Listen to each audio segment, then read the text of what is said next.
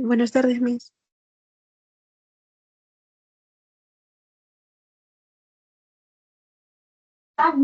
Hola Ana, ¿cómo estás? Buenas tardes.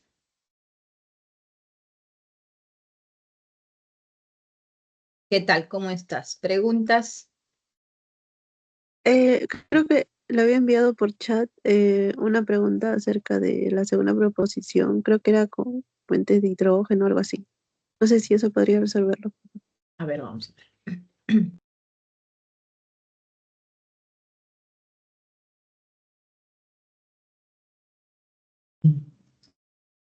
Ya, a ver. Esta de aquí, ¿no? Ajá, sí, esa.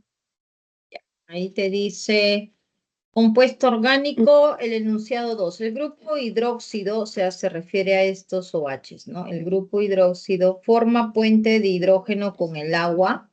Sí, al tener el enlace tipo OH, sí va a formar puente de hidrógeno con el agua, ¿no? Esta parte de acá sí es correcto. Pero cuando dice se ioniza, esto es Aparte, una estructura orgánica, ¿no? La naturaleza humana está constituida a base de 4 elementos químicos. Estos elementos no metálicos se enlazan covalentemente y la siguiente estructura, ya. Entonces, esta estructura, al ser un compuesto orgánico, no va a haber ionización. Sí va a formar enlaces de fuerzas intermoleculares de tipo puente hidrógeno, pero no se va a ionizar, porque en los compuestos orgánicos el enlace tipo OH van a ser bastante estables, ¿no? Entonces ahí no va a haber ionización, Ana. Miss, ¿en qué caso se daría la ionización? Generalmente se da la ionización cuando nosotros tenemos sales, que son compuestos que presentan enlaces iónicos, ácidos o bases, ¿no? En el caso, por ejemplo, de un hidróxido de sodio, ahí sí el OH se va a disociar, ¿no?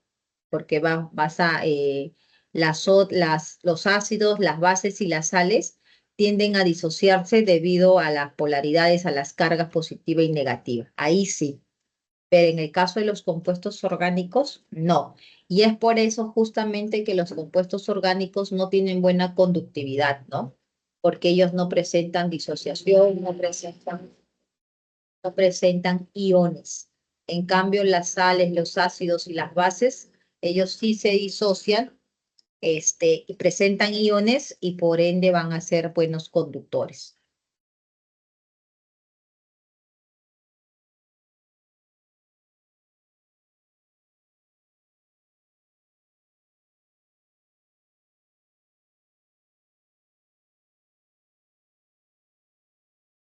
Ajá, ya la entendí, Miss. ¿Ya? Gracias. Listo.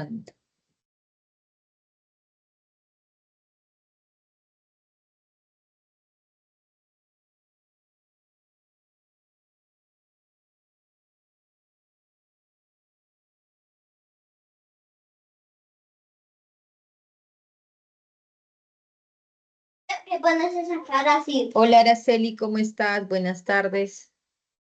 ¿Me avisas en qué te puedo ayudar? ¿Ya, Araceli?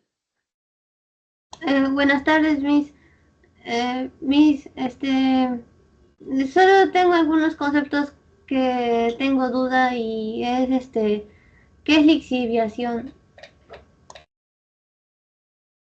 Lixiviación es el término que se usa para poder separar elementos haciendo uso de un ácido, ¿no? Por ejemplo, cuando trabajamos en minerales, decimos el mineral va a presentar o se va a realizar un proceso de lixiviación. Entonces, significa que está utilizando un ácido clorhídrico, un ácido sulfúrico, para que ese ácido pueda separar al elemento de nuestro interés, ¿no? Entonces, es el proceso de separación mediante el uso de un ácido. Eso se llama o se conoce como lixiviación. A mí me dijeron que el profesor me dijo que era que se ponía un estado sólido a estado solvente, algo así me dijo el profesor también, creo. Cuando tú separas, ¿no? Para que tú puedas separar, la función del ácido es solubilizarlo, ¿no? Entonces, por eso es que aprovechas la solubilidad de esa sustancia para poder separar. Pero básicamente esa es la función de un proceso de lixiviación. A separar con un ácido nada más. Claro, la lixiviación es como que tú tienes, por ejemplo, vamos a suponer, tienes en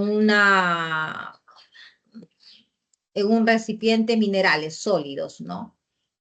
Cuando tú agregas un ácido, la idea es de que ese ácido disuelva el elemento de tu interés, en este caso al metal o a la forma en que se encuentra el metal. Y como lo va a solubilizar, te va a permitir separar. Y ahí ya vienen procesos de filtración, de decantación. Así como tenemos todos esos procesos de separación, la lixiviación es uno de ellos. Sí, Miss, gracias. Ok, Araceli.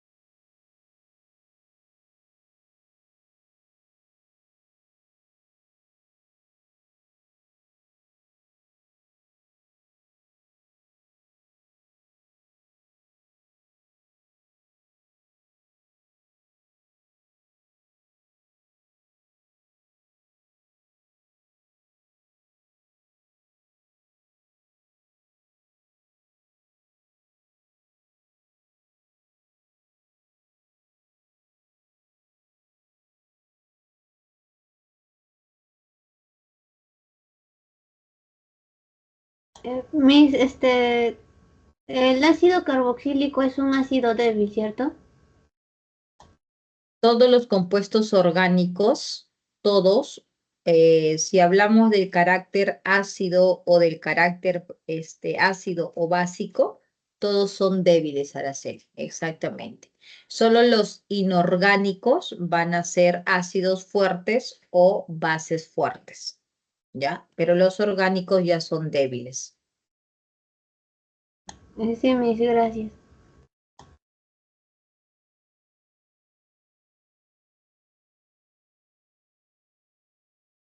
Miss, tengo una duda con respecto a qué es la debutanación.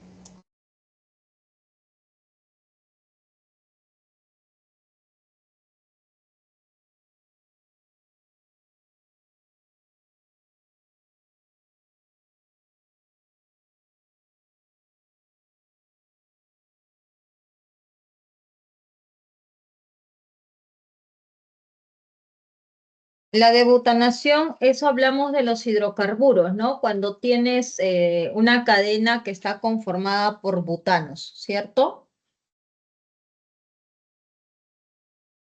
Ajá. Ya. Cuando tienes la debutanación, vamos a hablar sobre reacciones, ¿no? Que te van a permitir romper el enlace. Entonces, cuando, por ejemplo, nosotros tenemos el petróleo, ¿no? Que son estructuras que presentan cadenas largas de carbono.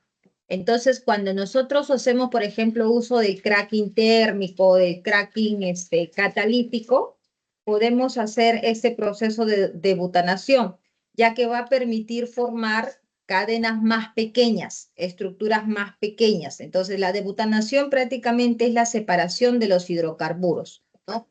Los que van a presentar bajos pesos moleculares.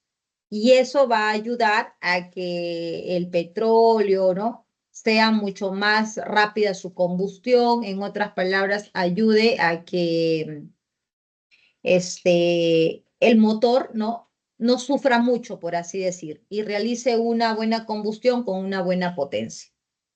Miss, ¿eso no es que de cadenas largas lo pase a más cortas, eso? Claro, exactamente. Eso es lo que ocurre en un proceso de butanación, ¿no? Miss, pero ¿eso no era el cracking? ¿O me estoy confundiendo? Claro, lo que pasa es que el cracking es un procedimiento específico, ¿no? Por ejemplo, cuando tú hablas de un cracking térmico, es una ruptura de cadenas largas, pero haciendo uso del calor. tenemos cracking catalítico, que también es es el uso es la ruptura de las cadenas largas, pero haciendo uso de catalizadores, ¿no? Entonces, la debutanación también es un proceso donde se rompen los enlaces, ¿no? Las estructuras van a ser más pequeñas. Entonces, sí. Podría decir que, ay, disculpe, podría decir entonces que debutanación sería como que algo más amplio y cracking estaría dentro de debutanación. No, lo que pasa, a ver, vamos a ver en estructuras aquí. A ver, déjame ver aquí. Espera, vamos a ver aquí las reacciones. Si es que encuentro una reacción para que puedas ver, ¿ya?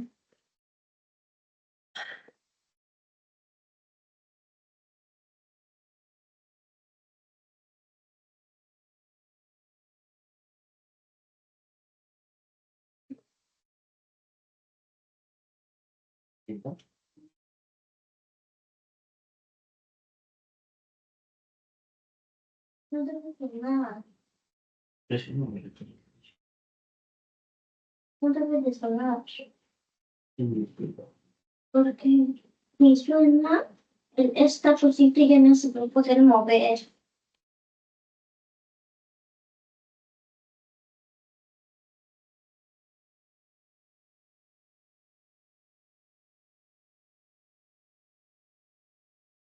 No.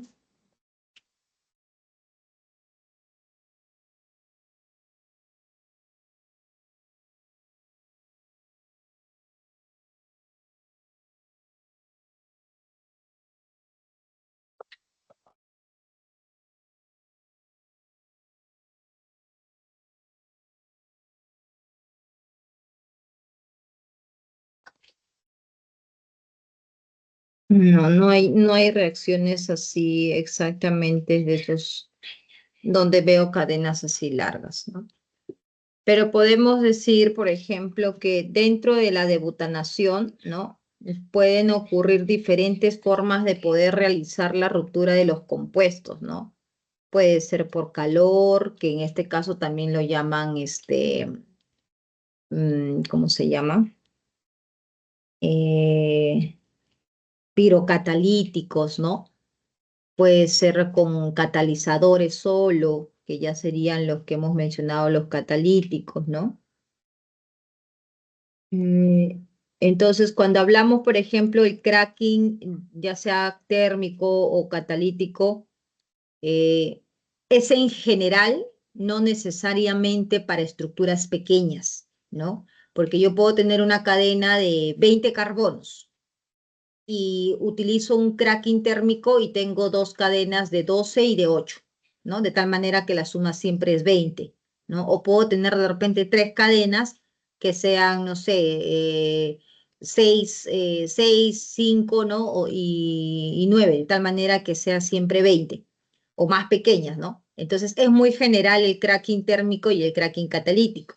Pero cuando tú ya hablas de la debutanación, o sea, también implica esa ruptura, pero cuando son cadenas pequeñas.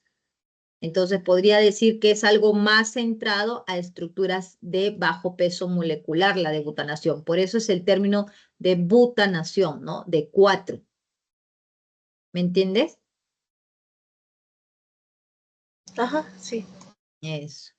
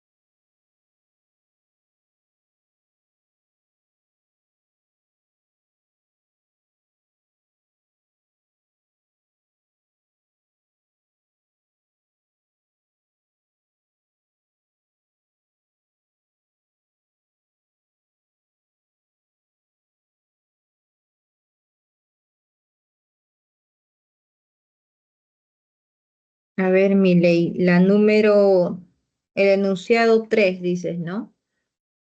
Este de acá. Ya vamos a borrar todo, ¿ya?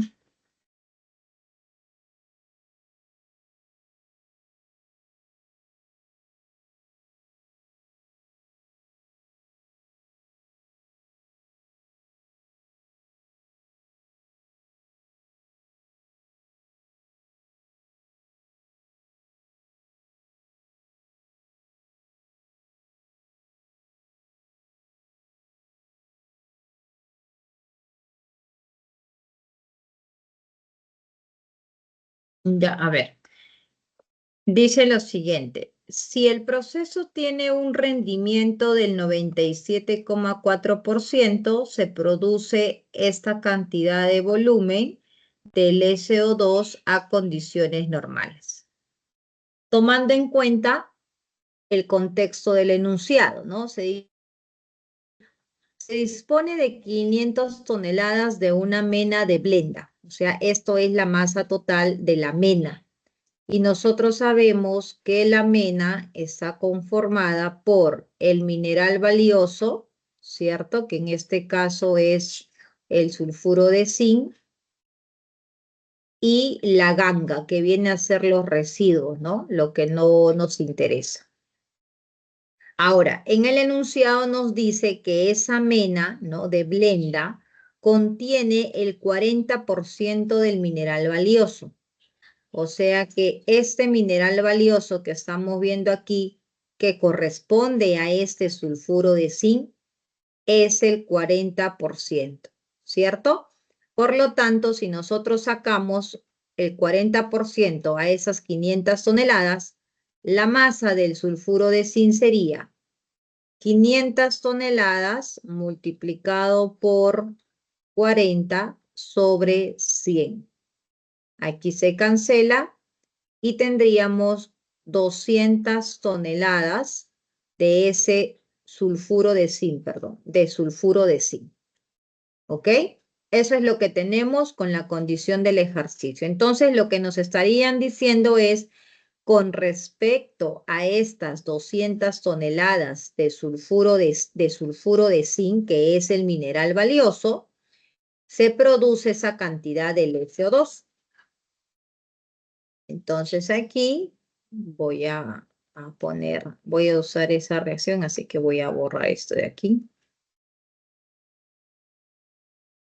Vamos a usar la ecuación para poder determinar cuánto es el volumen que se va a producir cuando se tiene 200 toneladas de ese sulfuro de zinc. Si tienen preguntas, realícenlas, ¿ah? Hasta aquí estamos claros, ¿no?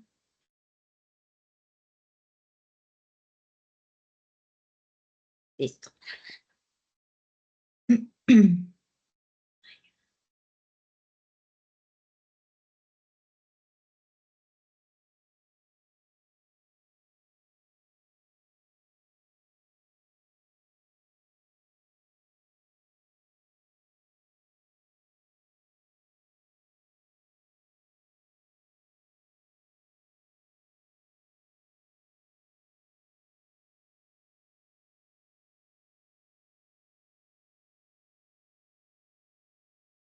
Ya.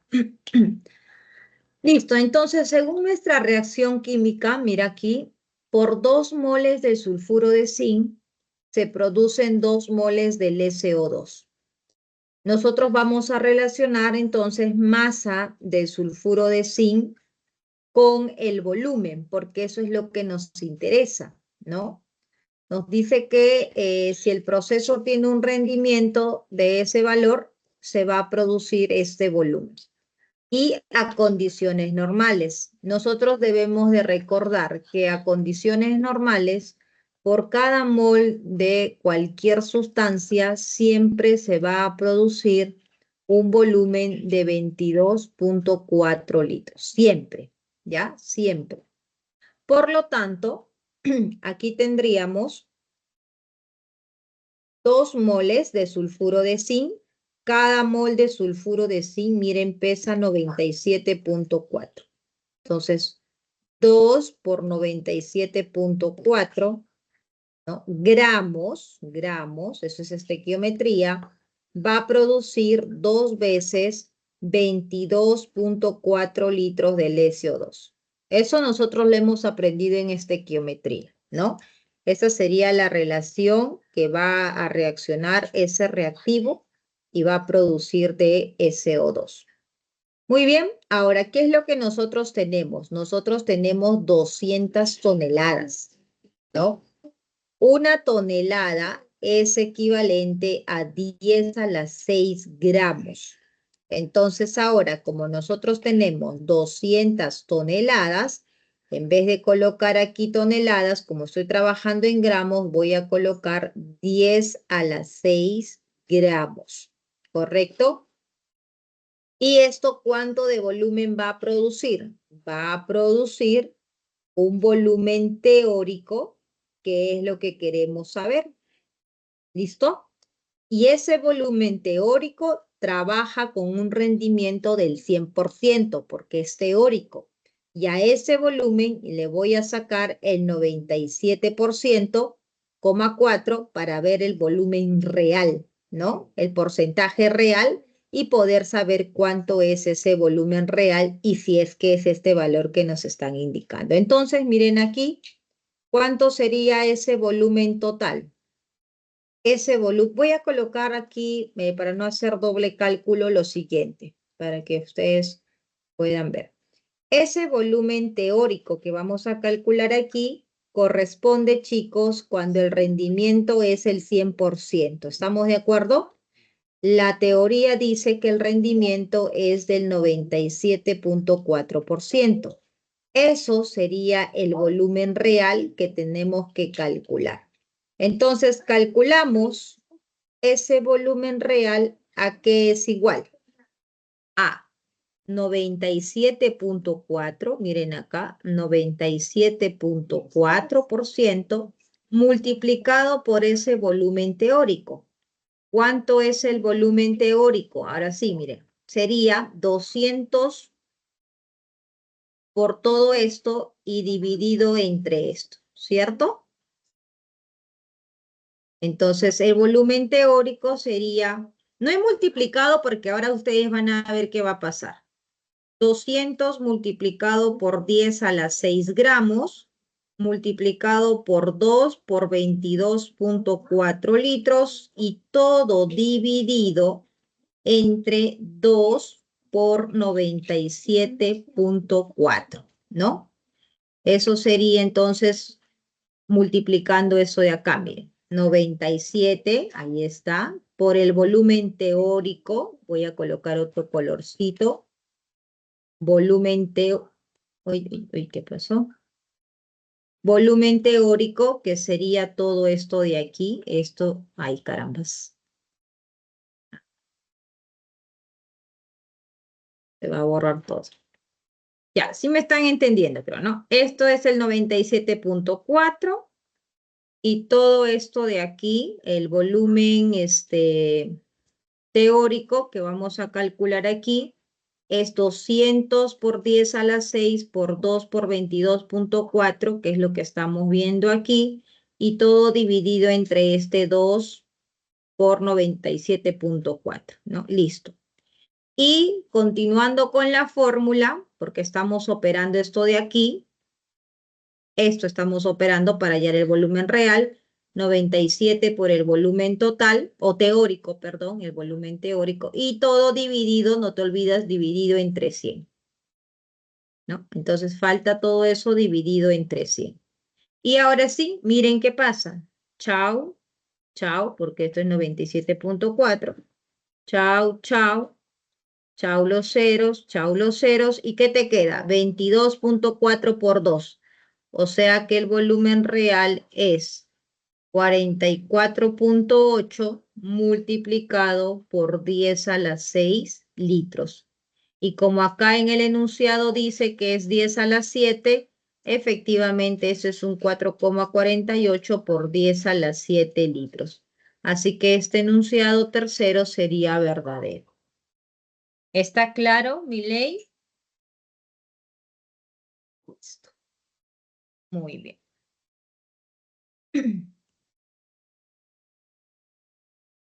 Araceli, enunciado 2 de esa pregunta. Sí, Miss. Ya.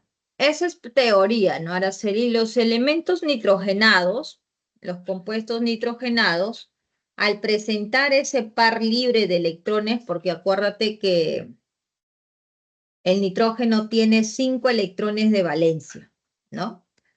Voy a dibujarlo aquí, espérate.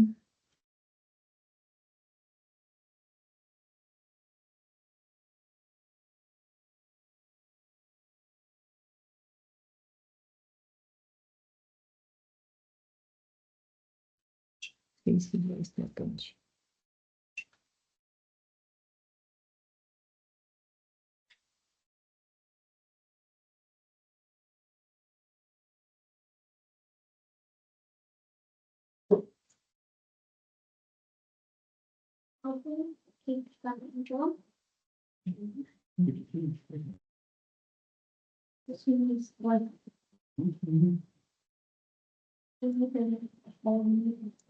Listo, a ver. El nitrógeno, ¿dónde estoy? El nitrógeno tiene 5 electrones de valencia y que por lo general siempre en las estructuras están con sus 3 enlaces, ¿no? En este caso, en tu ejemplo, ¿dónde estás? Te dice, tiene propiedades o características básicas según la base, según Braustein y Lowry y Lewis. Entonces, los compuestos nitrogenados, ¿no? Como son las aminas, las amidas, que tenemos ahí como ejemplo, efectivamente ellos van a tener el carácter básico, ¿no? Debido a ese par de electrones que va a presentar el nitrógeno. 3 van a estar casi siempre enlazados, pero siempre va a tener ese par libre para que pueda reaccionar, ¿no? Y justamente ese par libre es quien le va a dar ese carácter. No está compartiendo.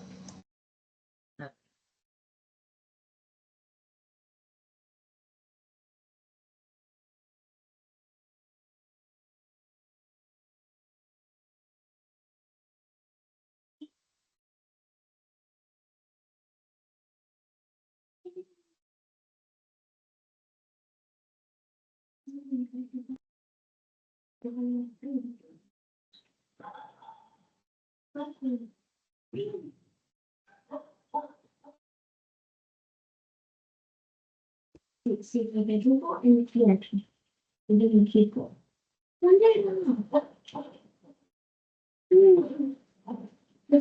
Ahora soy el equipo. Ya, ahora sí se ve, ¿no? Ya, les decía lo siguiente.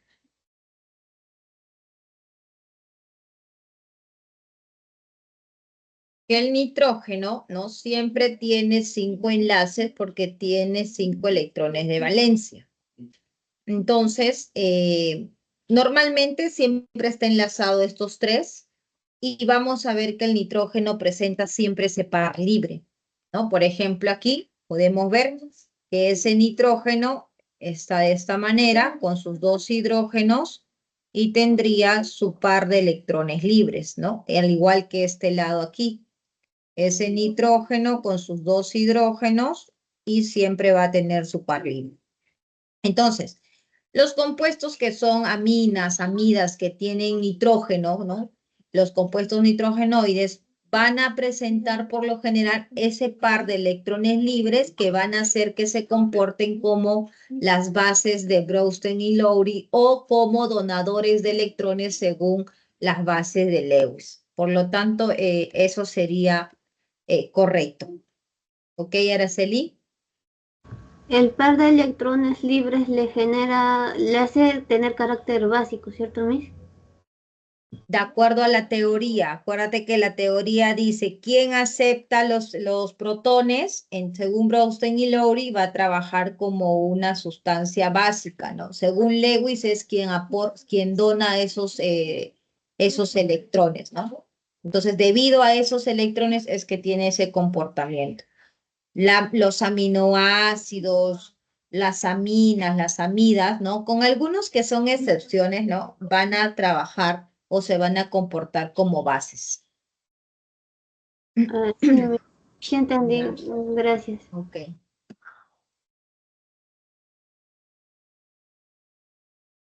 Profesora, Sí. no sé si me podría explicar la metalurgia del cobre, por favor. Ya, un momentito. Voy a resolver esa pregunta de Cintia y ahí te paso a explicar, ¿ya? La metalurgia del cobre. Ok, profesora, gracias.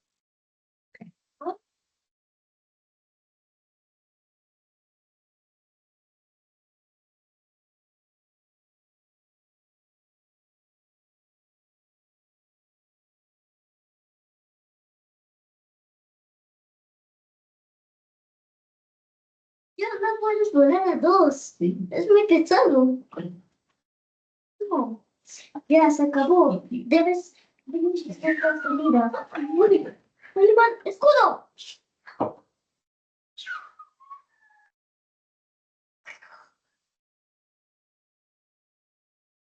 Estamos usando amigo. El escudo, mira, no se escupela. Ya, a ver. ¿Qué tenemos en esta pregunta? Esta es de Cintia, ¿no? Ah, hay dos. Ah, hay dos problemas. Uy, cuidado. Quería sacar para aquí, pero casi me lo doy. Aún así querer. Ay, ay, bueno. Es un amigo. Tarde. No puede volar, es que existes.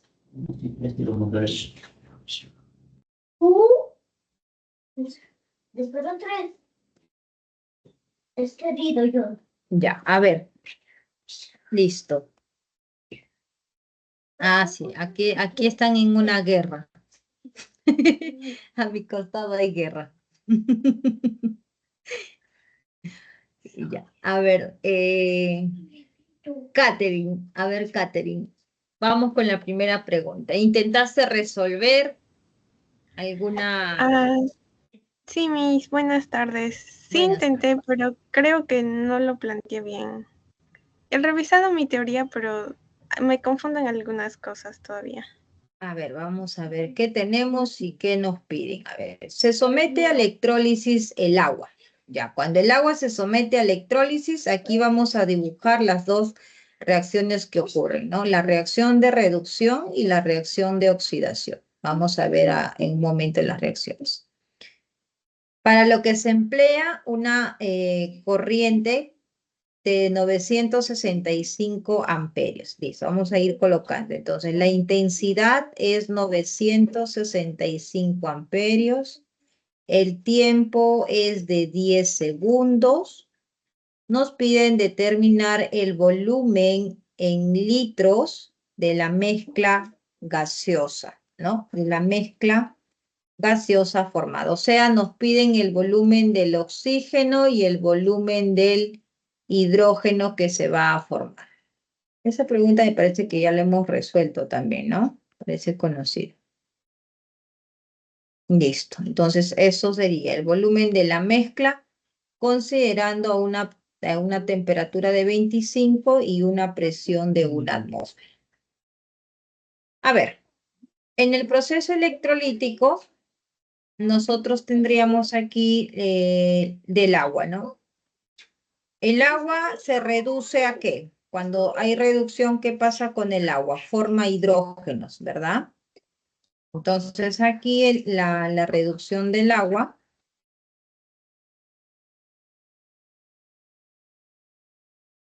y la oxidación del agua. La oxidación del agua lo que va a formar es oxígeno.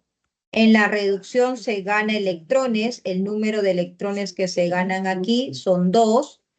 Y aquí vamos a tener los iones OH. Balanceando la ecuación, acá tendríamos 2 OHs, 2 y 2, aquí sería 4. No, 2, aquí 2.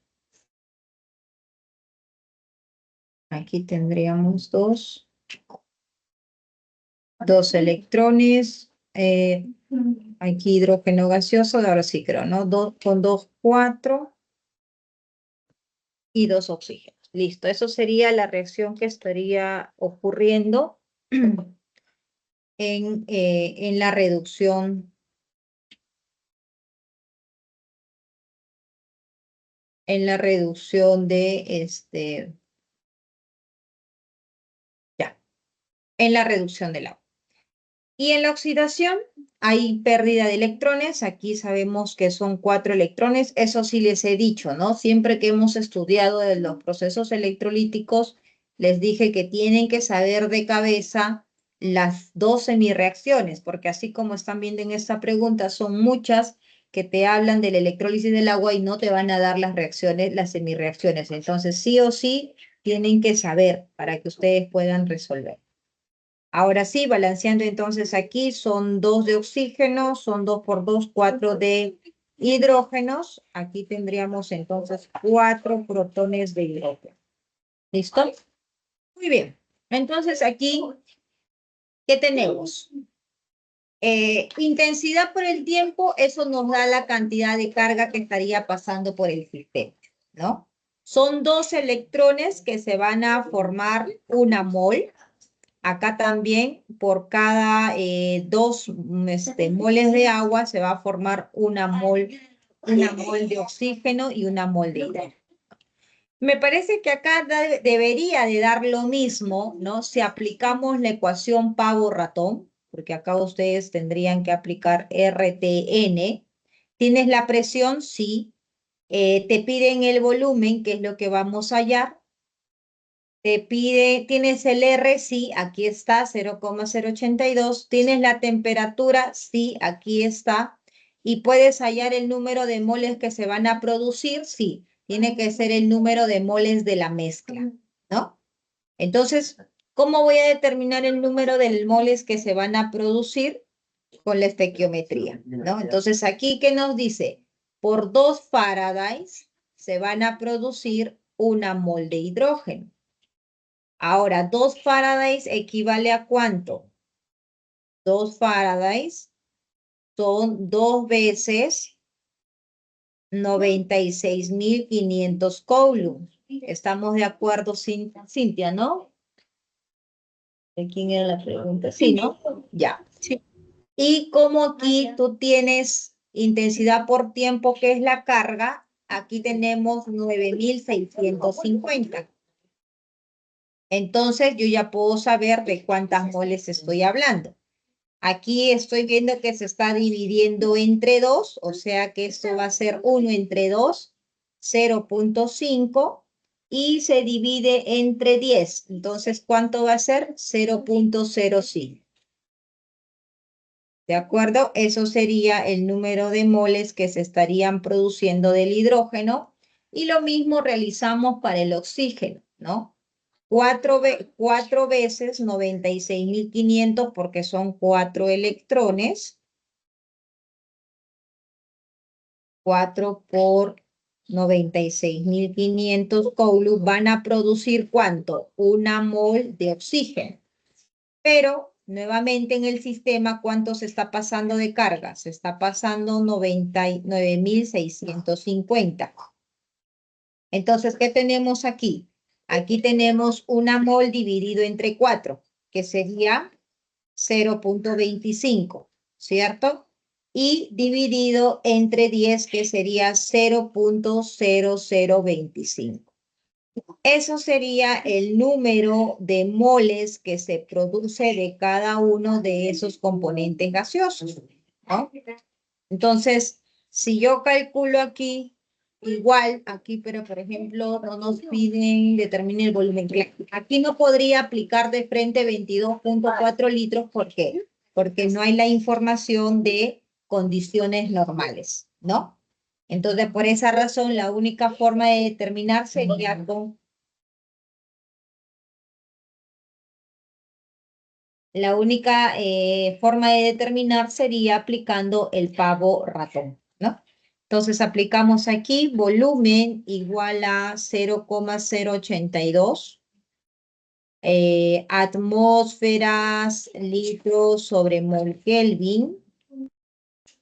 Temperatura, no te olvides siempre trabajar con grados Kelvin, ¿no? Eso sería 298 y todo por el número de moles totales. En este caso tendríamos 0.025 más 0.05, el número de moles totales, que sería 0.075. Y todo eso dividido entre ¿cuánto? Entre la presión de una atmósfera. Entonces, ¿cuánto nos sale ese volumen ahí? 0.082 por 298 por 0.075.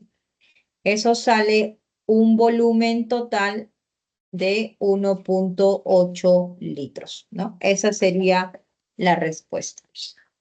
¿De acuerdo, Cintia?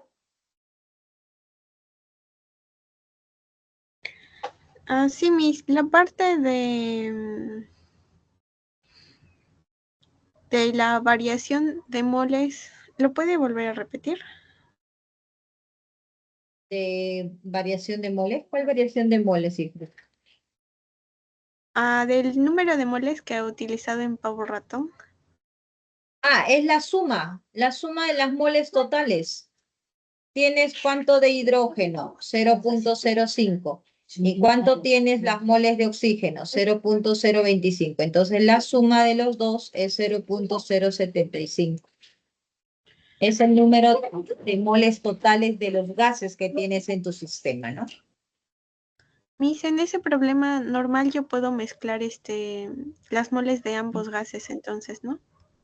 Claro, porque todo ese proceso se da en uno solo, en el mismo sistema.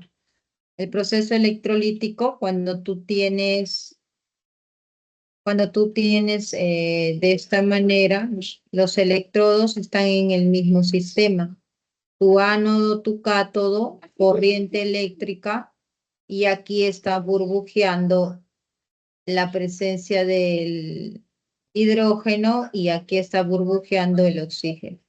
Ahora, tú puedes aplicar pavo ratón para cada uno. Vas a hallar el volumen del hidrógeno independiente con tus números de moles de 0,5. Calculas el volumen del oxígeno con tu 0.025 y la suma total te va a dar 1.8 igual. Por la ley de Dalton, que la suma de las presiones parciales es la presión, la suma de los volúmenes parciales es el volumen total. Da lo mismo. No, Einer, el ácido sulfúrico solamente es un medio nada más para que se lleve a cabo el proceso electrolítico. Entonces ahí cuando me dice, siempre que me mencionen electrólisis del agua, se centra netamente en producir hidrógeno y oxígeno, ¿no? Claro, sí, por eso es una reacción clave. Ustedes tienen que saber esa reacción sí o sí. Ya, gracias. Listo. Ya, ahora sí, a ver. No, falta otro problema, ¿no? ¿Cuál es el otro problema? Se le pide a una persona preparar 500 mililitros de una solución que contenga 142 miliequivalentes por litro del ion de sodio y 4.2 miliequivalentes litros del ion potasio a partir de una solución de cloruro de sodio de 0.9 molar y de cloruro de potasio de 0.5 molar. ¿Qué volumen de las soluciones respectivamente se deben diluir al volumen requerido? Ok. Ya. Aquí has intentado resolver.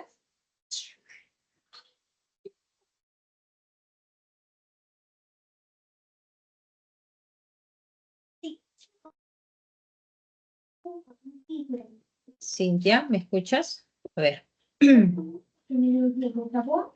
Nos dicen que se pide preparar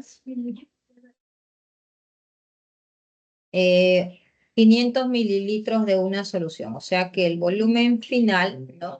Aquí va a ser 500 mililitros. Esta solución tiene que contener 142 miliequivalentes por litro y debe de, entonces aquí tiene que tener de sodio. Los iones sodio tiene que tener 142 miliequivalentes por litro y tiene que tener de los iones potasio 4,2 miliequivalentes por litro, ¿no? Muy bien, entonces aquí. Este miliequivalentes lo vamos a transformar. Esto es simplemente una unidad, ¿no? Es como ustedes tienen así, 142 miliequivalentes por litro. Yo quiero desaparecer el mili y ese mili vale 10 a la menos 3, ¿cierto? Entonces, en vez de colocar mili, voy a colocar este valor, ¿ya? Sería entonces 142 prácticamente multiplicado entre 1000, ¿no? Entonces tenemos aquí, voy a colocar, esto es lo mismo a decir 0,142 equivalentes por litro. Y aquí de potasio lo mismo, sería 4,2 entre 1000. ¿Por qué estoy pasándolo a equivalentes? Porque voy a trabajarlo todo en litros, ¿ya? Si es que hubiera trabajado todo en mililitros, ahí ya lo puedo trabajar con 1000. Pero para no confundir, voy a trabajar todo en litros y por eso necesito trabajar en equivalente con la unidad correspondiente.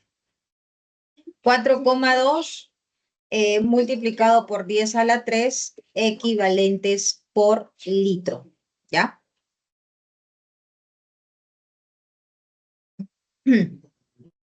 Listo. ¿Cuál es la idea del ejercicio? ¿Qué es lo que tengo que hacer? La idea del ejercicio es que yo tengo que determinar la cantidad de concentración de iones sodio que tengo aquí en estos 500 mililitros y la cantidad de concentración de iones potasios que yo tengo aquí en estos 500 mililitros. Entonces aquí voy a hacer una dilución porque yo voy a tener aquí una muestra, ¿no? Una solución de manera independiente.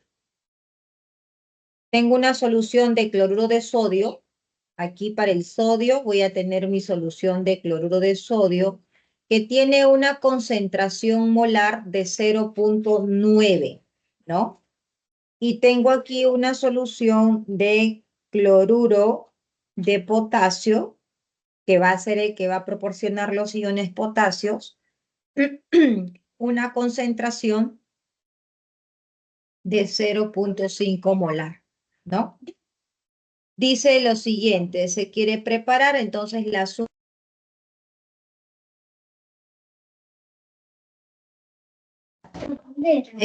concentración 0,9 y 0,5, ¿qué volumen de las soluciones respectivamente se deben diluir al volumen requerido?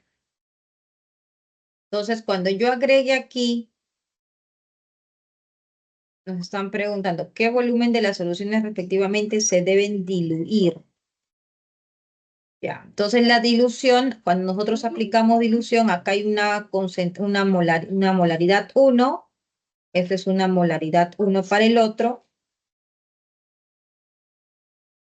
y nos estarían preguntando por ese volumen inicial, ¿no? El volumen 1, claro, eso es lo que nos están preguntando, para tener la nueva concentración 2, que es la molaridad 2, y el volumen 2. ¿Cuánto va a ser ese volumen 2? El volumen 2 aquí es de 500 mililitros.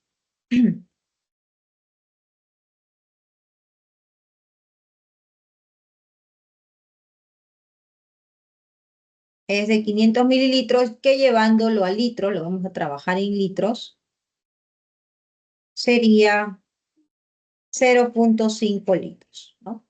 Lo mismo acá, en la molaridad 1, que es esa concentración que tiene, ¿cuánto es ese volumen que debemos de tomar? para que al momento de hacer de la dilución, nosotros vamos a tener una nueva molaridad, que en este caso es lo que vamos a calcular, ¿correcto? Tanto para los sodios como para los potasios, vamos a calcular ahorita. Y ese volumen 2 va a ser 0.5 litros, ¿no? Porque es el mismo sistema. Acuérdense que el volumen final para ambos es 0.5 litros. ¿Hasta ahí me están entendiendo? ¿Estamos claros hasta ahí? Que de acá ya solamente voy a reemplazar los valores y calcular. ¿Me entendieron la idea que tenemos que hacer aquí?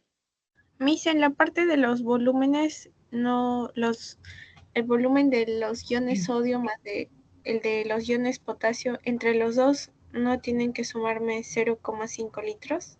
No, porque tus iones son los que están disueltos en la solución final, que es los 500 mililitros.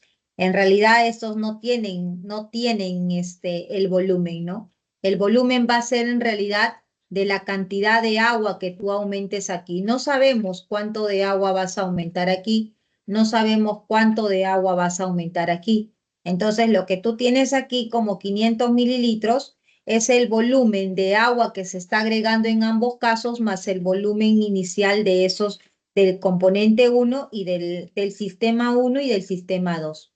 Tus iones van a seguir aquí, tanto el sodio como el potasio, pero los volúmenes van a ser con respecto a lo que se agregue la cantidad de agua. Por eso es que en ambos casos, como están en la misma solución, el volumen final para ambos es de 500 mililitros. ¿Me entiendes? No mucho, Miss. A ver, mira. Tú aquí vas a tomar un volumen que vamos a recién a calcular. No sabemos si será 5, si será 10 y lo mismo acá. No sabemos. ¿Por qué? Porque normalmente ustedes, chicos, están acostumbrados a ¿qué? A saber la molaridad, a saber la concentración final y saber el volumen final. Ustedes saber ese problema, entonces aplican de frente y ya saben cuánto van a tomar aquí, ¿verdad? Lo mismo aquí. Y normalmente se les plantea solamente con un caso, con una solución de cloruro de sodio y una dilución, como es en este caso. En cambio, este ejercicio es que contiene 2 iones. Y los iones, chicos, no dan volumen a una solución. Cuando ustedes tienen, por ejemplo, vamos a colocar aquí, una solución de cloruro de sodio con agua, van a diluir agua, van a disolver cloruro de sodio, ¿no? Acá es -1. Vamos a suponer que ustedes tienen una masa de 10 gramos de cloruro de sodio. El volumen de este sistema, vamos a suponer que esto está en un volumen de 50 mililitros. Ese volumen que ustedes tienen aquí no corresponde el aporte del volumen del cloruro de sodio. Prácticamente se desprecia el volumen de cloruro de sodio. ¿Y de dónde sale ese volumen entonces? Ese volumen es de 50 mililitros de agua que se agrega para poder disolver a ese cloruro de sodio, ¿no? Entonces, la masa del soluto, que en este caso es la sal, el volumen, es despreciable, porque el volumen de lo que se considera en la solución básicamente es del agua. Entonces, acá ocurre lo mismo. El aporte que tiene el volumen de la sal no va a influir en el volumen de la solución. Entonces, este volumen final de los 500 mililitros, ¿qué es? Va a ser, obviamente que esto va a estar en agua y yo voy a tener que sacar un cierto volumen que desconozco y que después para poder llevar a una dilución, porque va a haber una dilución según el contexto del problema, y una dilución según la teoría es el aumento de agua. Entonces, el volumen de líquido que contiene esta sal más la cantidad de agua que yo voy a agregar es lo que me va a dar esos 500 mililitros. Pero ojo, no pensemos solamente en él. ¿Por qué? Porque acuérdate que lo mismo va a suceder para la sustancia 2. Entonces, el volumen 1 más el volumen del agua, más el volumen 1 de lo que voy a tomar aquí, más el volumen del agua que se está agregando aquí, todo eso en conjunto tiene que ser los 500 mililitros. Pero no vamos a analizarlo de manera independiente porque no sabemos. Esto no nos va a interesar. ¿Por qué? Porque de frente yo voy a aplicar molaridad 1 por volumen 1 igual a molaridad 2 por volumen 2. Entonces yo tengo la molaridad, sí. ¿Tengo esta molaridad 2? No, pero voy a calcularlo justo de esta información, porque yo tengo los miliequivalentes o los equivalentes, porque yo sé que el número de equivalentes gramos es igual a la que viene a ser a la normalidad por volumen, ¿verdad? Y como en este caso el parámetro teta es 1, entonces esto es lo mismo a decir la molaridad. ¿Tienes el volumen? Sí, los 500 mililitros, entonces automáticamente voy a tener la molaridad. Entonces, esto no va a ser la suma de este volumen 1 con el volumen 2 de la sal, no, porque no es una mezcla, ¿no? Que contiene, por ejemplo, cuando nosotros tenemos molaridad 1 por el volumen 1 más molaridad 2 por el volumen 2. No, porque está trabajando de manera independiente con los iones. Por eso es que estamos analizando de esa forma, ¿no? Entonces, los iones no aportan nada con respecto al volumen. Los iones, el volumen va a ser ya de la solución que contiene a esos iones, que en este caso es lo que queremos calcular, ¿no? Entonces, les decía que por lo general a nosotros nos dan ya los valores de las molaridades, nos dan los valores del volumen y con la fórmula simplemente calculamos ese volumen 1 o viceversa, el volumen 2 o molaridad 1, ¿no? Pero en este caso debemos de considerar a los dos iones porque es condición del problema. Entonces, de manera independiente hago ese análisis, ¿no? Entonces, esta sal va a estar disuelta en una cierta cantidad de agua, ¿no? Que de tal manera que al agregar esa cantidad de agua tenga esa concentración de acuerdo al problema y voy a saber cuánto hay de ese volumen, ¿no? Lo mismo aquí. Voy a tener un volumen inicial que le voy a agregar una cantidad de agua, ¿no? Que obviamente cuando se mezclan estos dos, cuando van a entrar en conjunto en esta solución, va a ser la misma cantidad de agua que estos iones van a estar, ¿no? Entonces, ¿y cuánto es ese volumen final donde van a encontrarse ambos iones? El volumen final va a ser de 500 mililitros, ¿no? Entonces, eso es el análisis que tienen que hacer aquí, ¿no? No sé si me entendiste algo mejor, Cintia. Ah, sí, Miss, ahora sí la entendí. ¿Ya? Siempre Bien. entonces que me hablen de iones tengo que considerar el volumen de la solución, ¿no?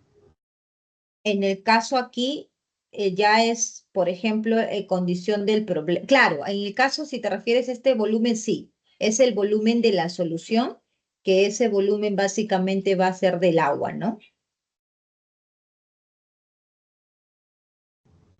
Ya, Miss. ¿Ya? Entonces aquí simplemente ya operamos. Si tengo el número de equivalentes, que es normalidad por volumen, pero como estoy hablando del cloruro de sodio, el parámetro teta es 1, entonces la normalidad y la molaridad es lo mismo, ¿cierto? Por lo tanto, aquí yo diría en vez de normalidad, coloco molaridad y el volumen. ¿Cuánto es el volumen? El volumen sería los 500 mililitros, que son 0.5 litros. ¿Cuánto sale la molaridad? Considerando que el equivalente gramo es 0.142. Todo dividido entre 0.5, estamos hablando de una molaridad 2 de 0.284 para este ion de sodio. Lo mismo hacemos para el ion de potasio, ¿no? El parámetro teta también va a ser igual a 1, así que normalidad y molaridad es lo mismo. Entonces el número de equivalente gramo va a ser igual a la molaridad por el volumen, que también es 0.5 litros. Pero en este caso los equivalentes que debe de tener de ese ion potasio va a ser 4.2, ¿no? 4.2 multiplicado por 10 a la menos 3. Todo eso dividido entre el volumen, que es 0.5, esa concentración de esta molaridad va a ser 8.4 por 10 a la menos 3. ¿Correcto? Y ahora sí, aplicamos para cada uno, molaridad 1 por volumen 1. Aquí aplicamos. Es igual a molaridad 2 por volumen 2. Entonces tenemos aquí molaridad 2, 0.284 multiplicado. Ay, ¿se entra un animal?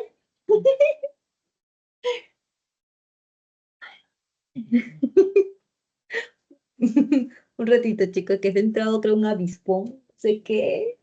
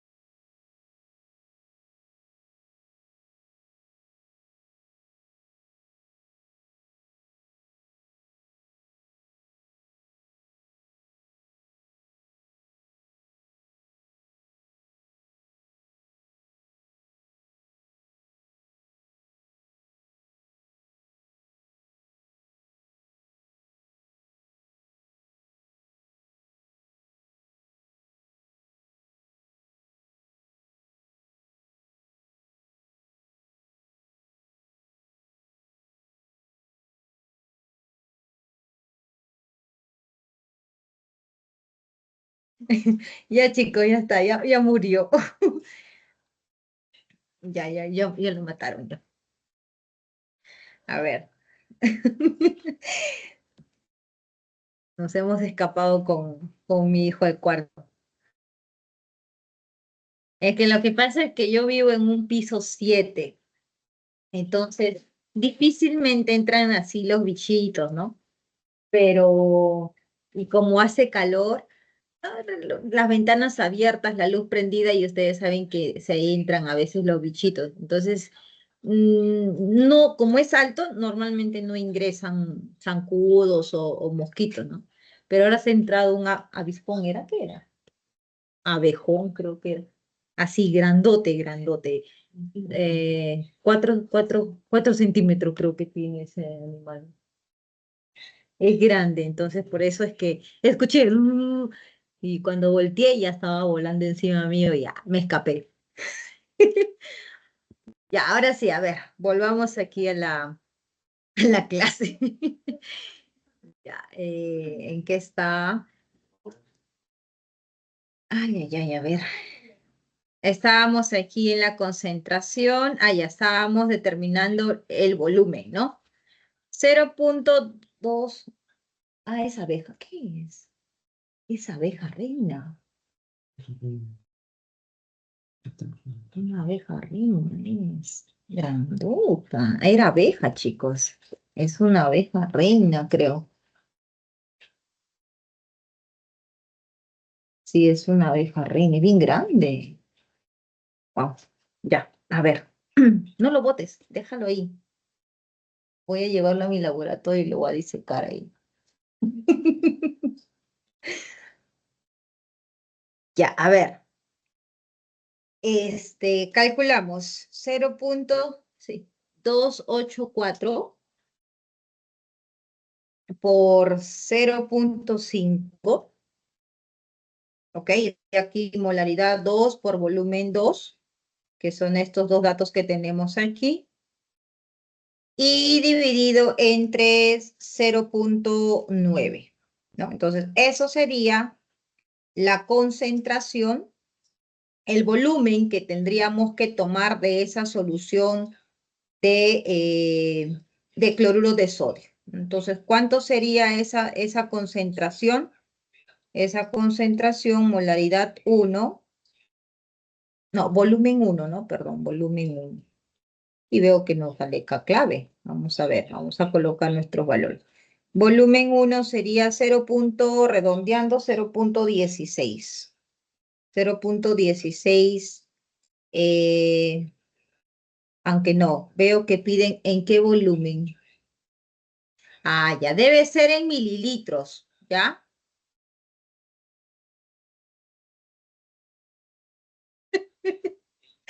Ay, Ana.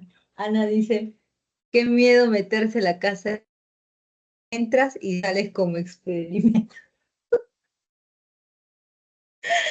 Ay, Ana, me has hecho reír. Ya, a ver, ya no sean chistosos, chicos, por favor. Ya, nos piden aquí, si es que yo lo coloco en litros, voy a alterar el resultado, ¿ok?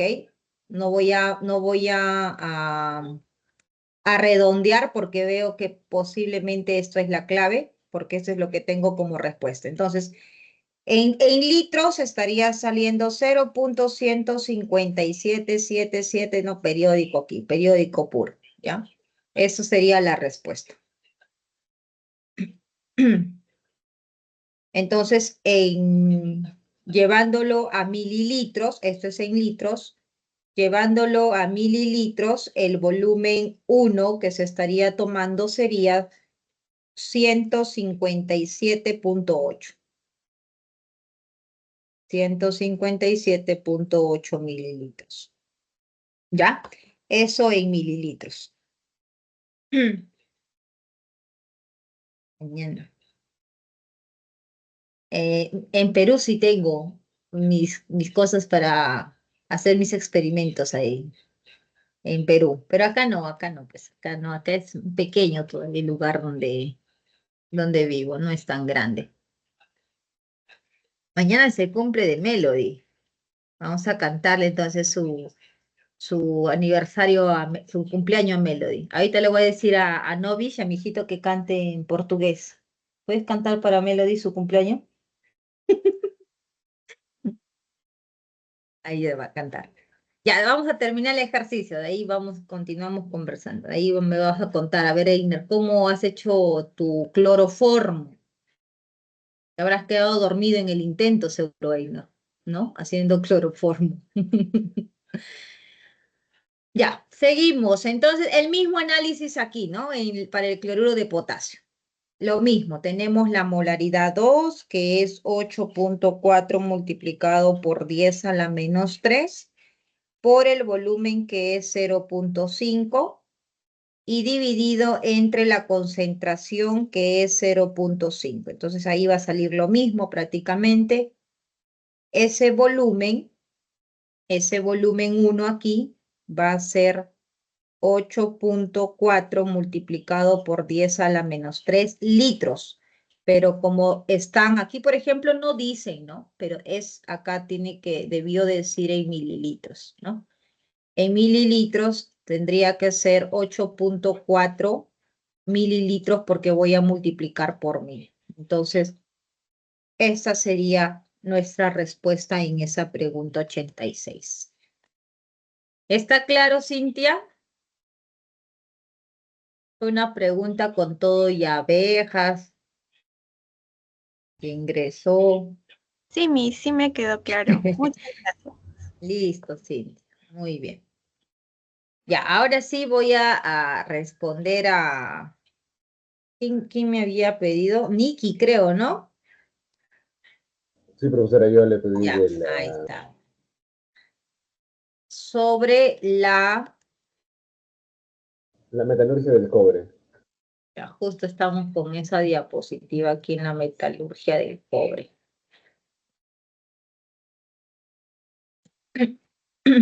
Ya, a ver. Nosotros para poder realizar la... Ah, no se quiere borrar. Para poder realizar la explotación de un mineral, ¿no? En este caso, por ejemplo, sobre la metalurgia del cobre, los elementos, los minerales, mejor dicho, que se utilizan son la calcopirita, que tiene esa formulación, y eso sí tienen que saberlo, ¿ah? Como en esta clase han podido observar ustedes al inicio, les presentan los minerales, ¿no? Los metálicos. Entonces, estos elementos, estos compuestos, ¿no? Estos minerales tienen que saber la fórmula, ¿ya? Tienes que conocer la hematita, su fórmula que es el óxido de hierro, y no solamente eso, sino que tienen que saber que de la hematita se obtiene hierro. De la blenda se obtiene el zinc, de la galena, que es el sulfuro de plomo, se obtiene el plomo, ¿no? Entonces, en el caso, por ejemplo, de la calcopirita, es uno de los minerales que se obtiene el cobre, ¿no? Y también entender que cuando el mineral tiene azufre, como estás viendo aquí, por ejemplo, en la blenda, ¿se llama blenda o se llama esfalerita? ¿Ok? Blenda o esfalerita. Entonces, cuando ese mineral tiene azufre, como la galena, como la blenda, el primer paso que van a realizar, ¿no? En los procesos metalúrgicos es el proceso de tostación, ¿ya? Entonces es importante que identifiques, mira, yo tengo aquí la calcopirita, tiene azufre. La calcosina es otro mineral que también se aprovecha para poder extraer cobre, así como la cuprita. ¿En qué consiste una metalurgia? La imagen que tenemos aquí es una imagen muy general, ¿no? Donde nos indica todos los procesos que estarían realizándose en la metalurgia, en este caso del mineral de cobre, para extraer cobre. Tenemos aquí una mena de la calcopirita, que es cobre, hierro, azufre, ¿no?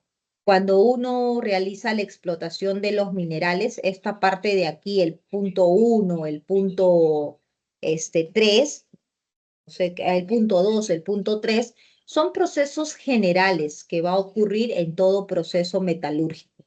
Entonces, cuando uno está trasladando la mena, son rocas grandes, minerales grandes, ¿no? Que primero van a tener que pasar por un método de trituración. Esto, como les digo, es de manera general. Lo que vamos a ver en la próxima diapositiva ya viene enfocado a los procesos químicos, ¿no? Entonces, la trituración es el proceso donde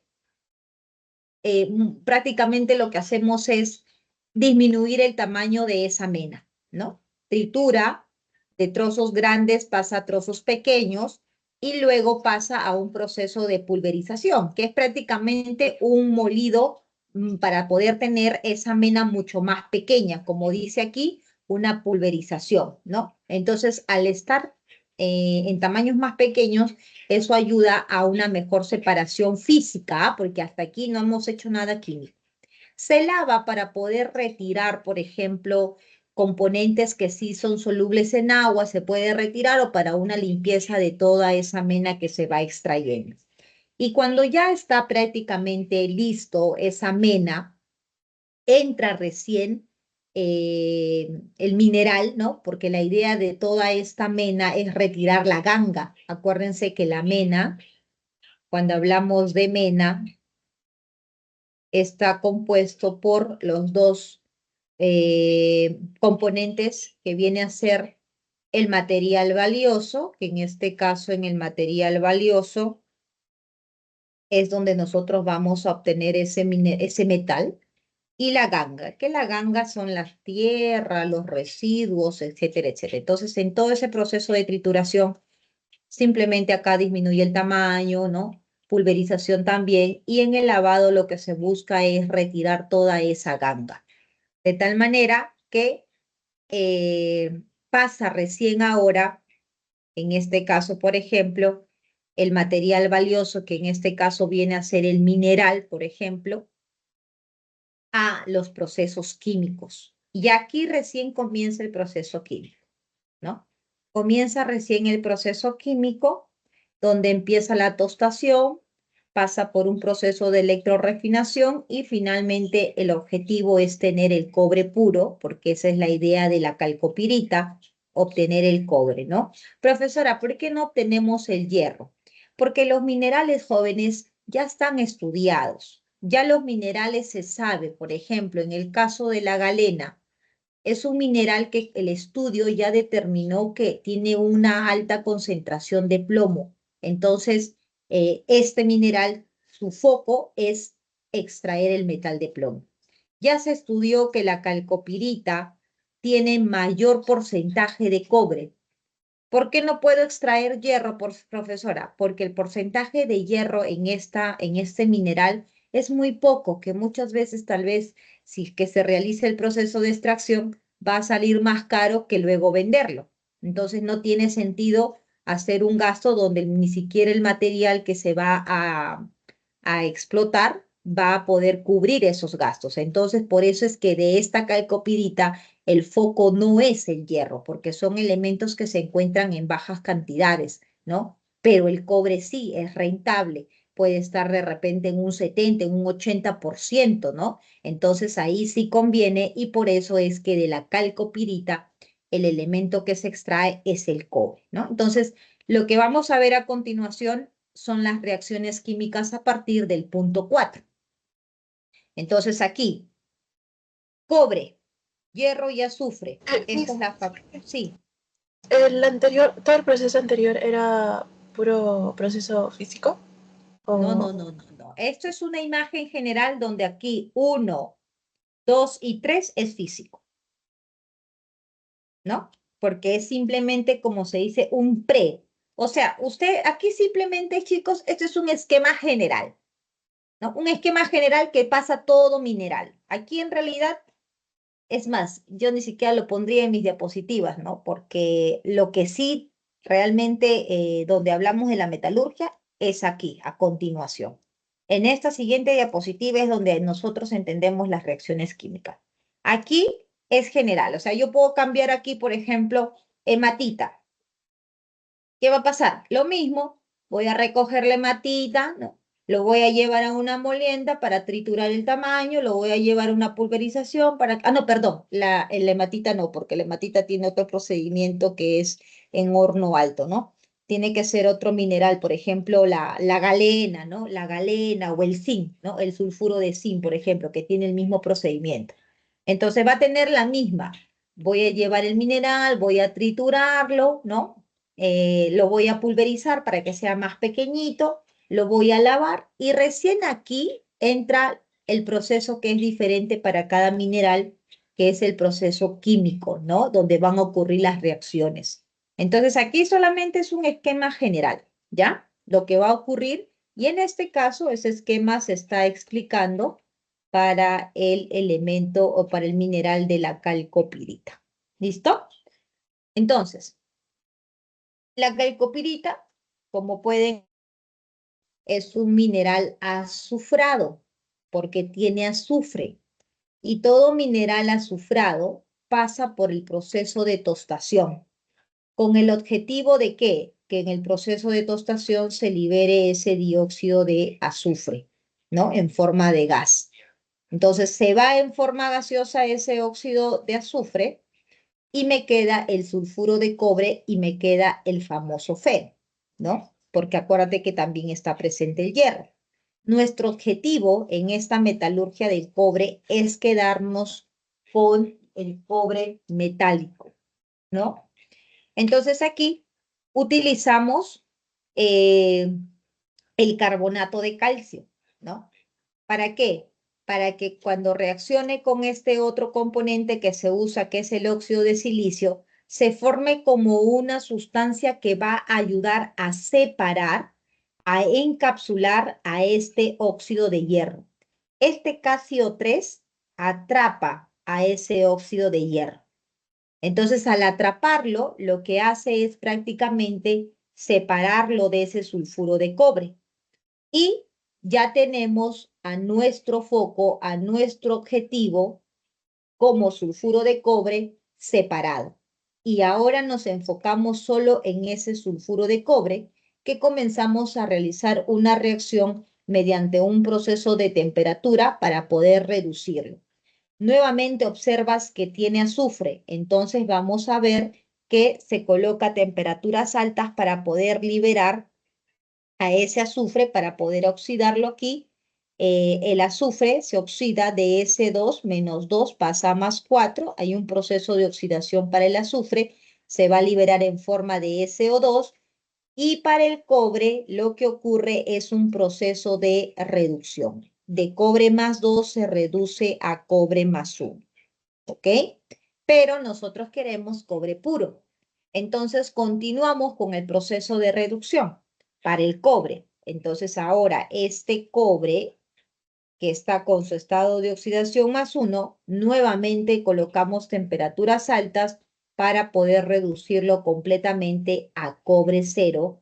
Y este es el cobre metálico, que es lo que estábamos buscando cuando se realiza esa metalurgia.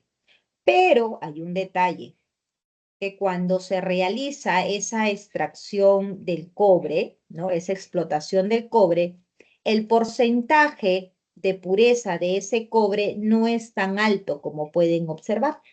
Tiene un porcentaje de 70-75%, y un mineral con ese porcentaje de pureza no es muy bien cotizado, ¿no? Entonces lo que se busca es aumentar el porcentaje de pureza. Y una forma de aumentar el porcentaje de pureza es mediante el proceso electrolítico.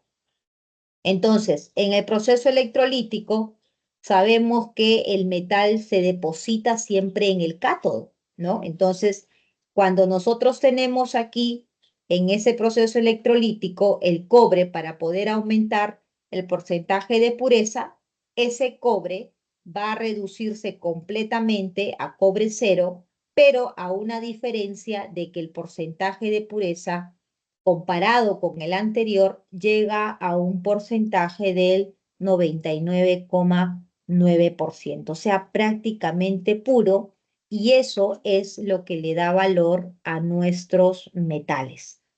Así sería, Nikki, la metalurgia del cobre.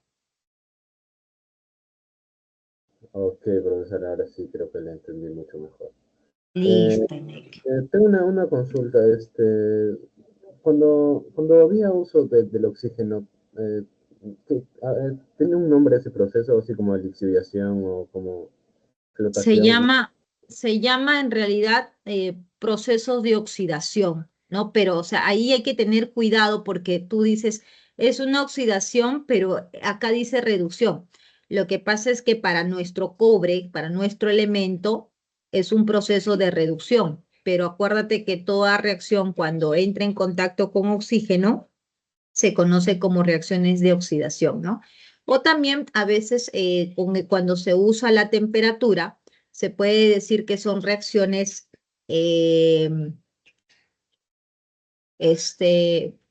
térmicas, o tiene otro nombre que ¿cómo se llama esto?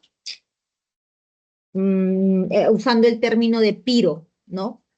Que significa piro que viene de calor, ¿no? Entonces, no tiene, por ejemplo, en este caso, en la metalurgia de cobre, un nombre así como nosotros decimos en el caso del zinc, la lixiviación, la flotación, ¿no? No, porque simplemente aquí se utiliza el calor con la finalidad de reducir al cobre. Entonces, si queremos darle un nombre a esa ecuación, a esa reacción, podemos decir solamente que es una reacción mediante un proceso pirolítico, ¿ok? Pirolítico, ese es el término, que va a hacer uso de calor, o también podemos decir, ¿no? Hay un proceso de oxidación donde el cobre se reduce, ¿no? Entonces, de manera general. Exacto. Pirolítico es pirólisis, exacto, Ana. Pirólisis viene por el término de lisis, ruptura, y piro, calor, ¿no? Fuego. Entonces, mediante el uso de esa temperatura, hay ruptura de enlaces. Profesora, una pregunta más, por favor. ¿La lixiviación solamente es exclusiva para el mineral del zinc? O sea, para la leyenda grande. Con respecto a la metalurgia que estudiamos, que nosotros estudiamos metalurgia del hierro, que se hace por el alto horno, estudiamos la metalurgia del cobre, que es lo que hemos explicado, ¿no? Básicamente tostación, la separación del feo, ¿no? Hasta la reducción del cobre y el proceso electrolítico para poder aumentar la pureza y la metalurgia del zinc, ¿no? Entonces, en esta metalurgia del zinc, para lo que estudiamos, sería el único caso donde ocurre el proceso de lixiviación, porque en el cobre no hay lixiviación, en el hierro no hay lixiviación. Y los otros, ahora, estos tres elementos, estos tres minerales que estamos estudiando, son compuestos, ¿no? Sulfuro de zinc está conformado por 2 elementos, el cobre que está formado por 3 elementos para el caso de la calcopirita y para el caso de la hematita que está formado por 2 elementos. Entonces son compuestos. Y lo que viene posteriormente son elementos, ¿no? Por ejemplo, con lo que es la explotación del oro y la plata, que simplemente está conformado por un elemento. Entonces, con respecto a lo que estudiamos, el único caso que vemos aquí es para el zinc, donde ocurre, para el zinc, donde ocurre ese proceso de lixiviación, ¿no?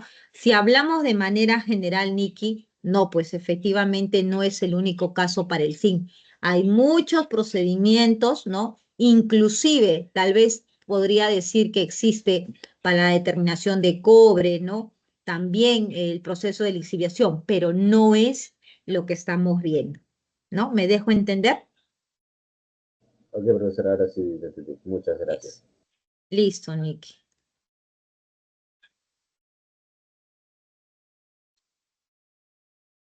Listo, chicos. ¿Alguna otra pregunta? La semana 10, ¿en qué semana estamos? Estamos en la semana 17, ¿no? La semana 16 ya lo subía. Hoy día recién lo he subido. En la madrugada lo he subido, la solución de la semana 16. Así que ahí pueden verlo. ¿Será necesario hacer solución de la semana 17? Creo que no, ¿no?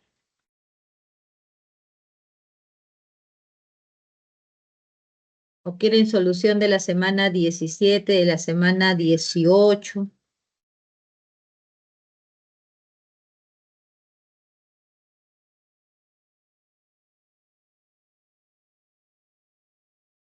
Miss, disculpe, en la 3 de propuestos, ¿tiene que haber una reacción o no? Así está bien. De esta semana. Ajá, sí.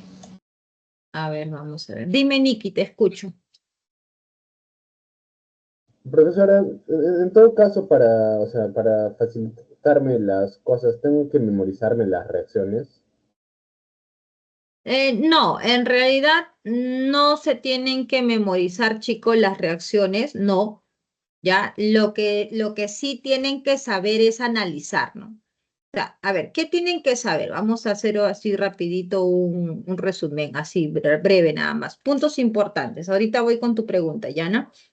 Por ejemplo, metalurgia del hierro. ¿Qué tengo que saber? Que el procedimiento para la extracción de hierro es usando el alto horno por el proceso que estamos viendo aquí, ¿no? Acuérdate de la hematita, que es el mineral que más se utiliza, ¿no? Porque no es el único, como puedes ver, pero es el que más se utiliza, ¿ya? Entonces, ¿qué me pueden preguntar aquí? ¿Qué tengo que saber de la metalurgia del hierro? No es necesario que se memoricen las reacciones en realidad, pero sí es importante que sepan cada una de las reacciones cuál es su función. Por ejemplo, ¿qué es lo que comienza en la metalurgia del hierro? El proceso de la metalurgia del hierro comienza con la oxidación del carbono, ¿no? Coque es carbono. Entonces, la primera reacción que ocurre es la oxidación. ¿Para qué? Para que se forme el monóxido de carbono. ¿Y por qué queremos que se forme ese monóxido de carbono? Porque ese monóxido de carbono aquí en el alto horno luego actúa como un agente reductor. ¿Y a quién va a reducir? Justamente al mineral de la hematita. Aquí el hierro está con +3 y cuando esto lo reduce pasa a hierro metálico, que es lo que nosotros tenemos como hierro fundido. Entonces las preguntas aquí, resumiendo, alto horno, el coque de primera reacción de oxidación, la segunda reacción es de reducción, donde el monóxido actúa como agente reductor. No es necesario, como vuelvo a repetir, aprenderse toda la reacción química. ¿Ya? No es necesario, pero sí, por ejemplo, te pueden plantear la reacción y te pueden decir, ¿no? En la siguiente reacción el hierro se reduce, entonces eso es algo que tú ya lo puedes analizar, porque sabes estados de oxidación, ¿no? Lo que sí tendrías que aprenderte es que la función del monóxido de carbono es un agente reductor y por eso es que va a reducir a la hematita.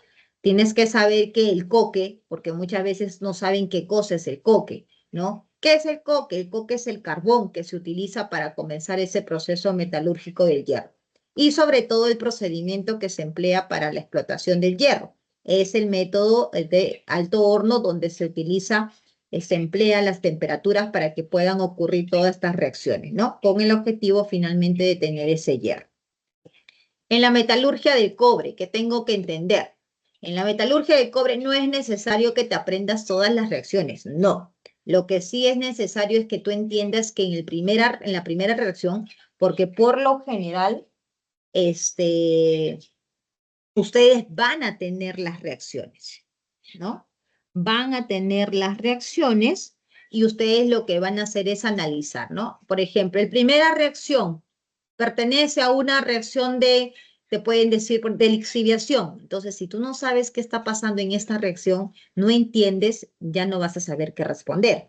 Pero si tú analizas, mira, esto es un mineral azufrado, por eso es importante que tú identifiques. Estamos viendo la liberación del SO2, entonces hemos dicho que cuando tengo un mineral azufrado y libere el SO2, eso es el primer paso que se llama tostación, ¿no? El objetivo de la tostación es eliminar ese SO2, ¿no? ¿Qué está pasando, por ejemplo, en esta tercera reacción?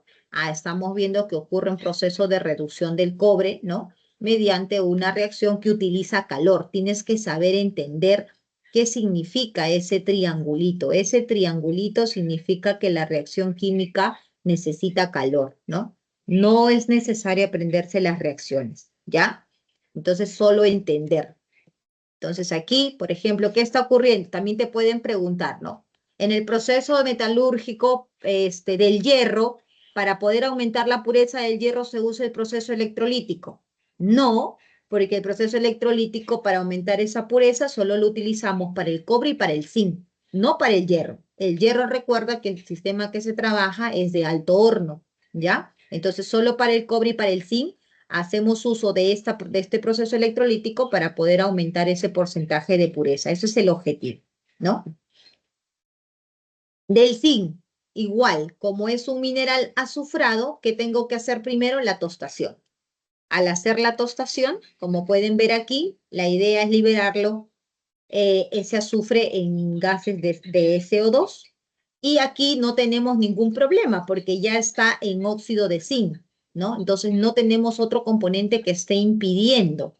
Por lo tanto, aquí tendríamos que ver cómo ahora separar ese óxido de zinc y ahí es donde entra el ácido, como pueden ver, para que pueda formar una sal, ¿no? Disuelta en ese medio acuoso que posteriormente vas a usar una electrólisis, porque tú ya sabes que este sulfato, ¿no? Como sal oxisal, ya las reglas de los procesos electrolíticos que se estudió en electroquímica, ¿no? Entonces el zinc se va a ir al cátodo a reducirse completamente con un porcentaje alto de pureza y aquí el sulfato no va a pasar nada, sino el agua de la solución acuosa es el que se va a oxidar, como pueden ver aquí en las semireacciones, ¿no? Entonces, vuelvo a repetir, Nikki, no necesitas aprenderte la reacción, pero sí entender lo que va pasando en cada reacción, ¿no?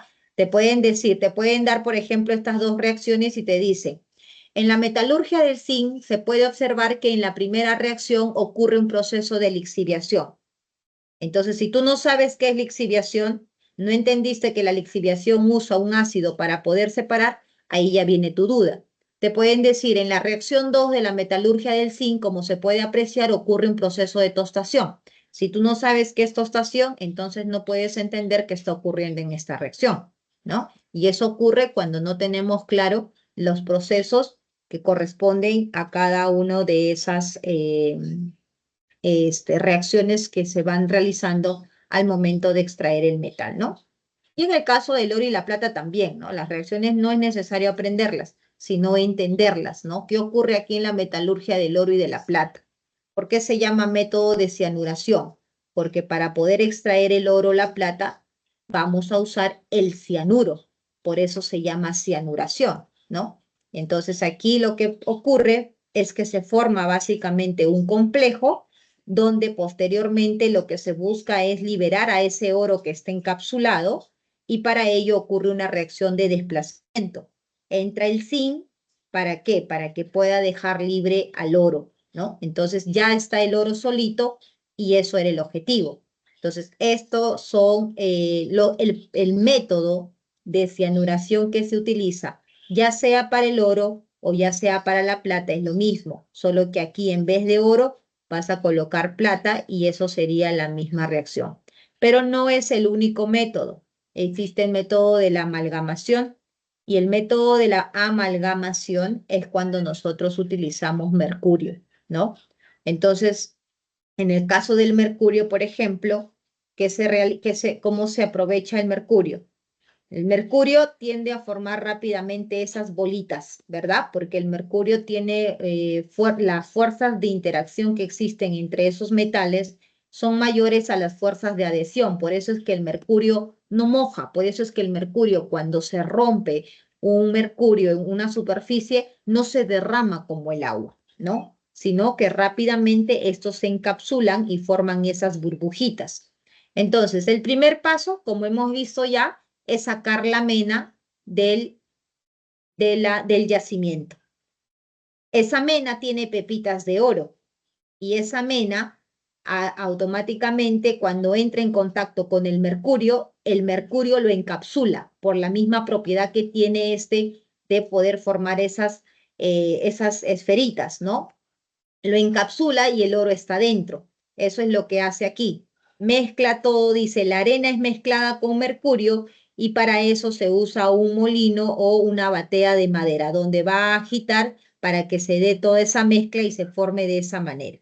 Una vez que ya se formaron esas bolitas donde está encapsulado el oro o la plata, porque es el mismo procedimiento, se pasa a un proceso de filtrado, ¿no? Así, por ejemplo, como una malla, ¿no? Una tela, donde aquí exprime para que pueda retirar el mercurio líquido y dentro de esa malla se queden las pepitas de oro o de plata, ¿no? Y para eliminar los restos que puedan estar quedando, pasan a un proceso de una temperatura, ya que ustedes saben que el mercurio es muy volátil y ese comienza a salir vapores de mercurio para poder dejar automáticamente el mineral, en este caso oro, libre de todo mercurio que pudo haber quedado al momento de hacer ese filtrado, ¿no?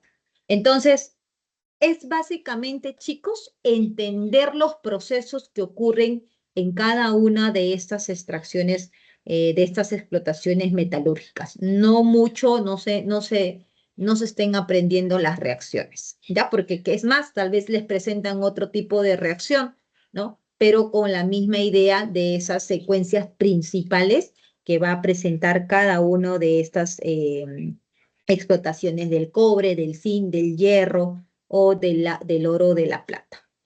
¿Ya? ¿Me entendiste, no, Nikki? Sí, profesora, Ya, ahora sí, sin duda. Muchas gracias. listo, listo. Ahora sí, Ana, ya me olvidé tu pregunta, Ana. Ah, era en el boletín, en el boletín. Ya me acordé, ya me acordé.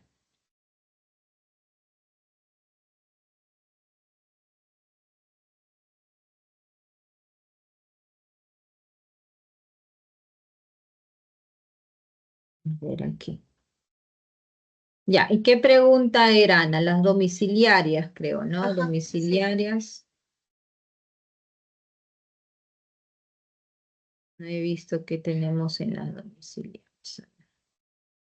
Pregunta 3. en la 3 de propuestos, ajá.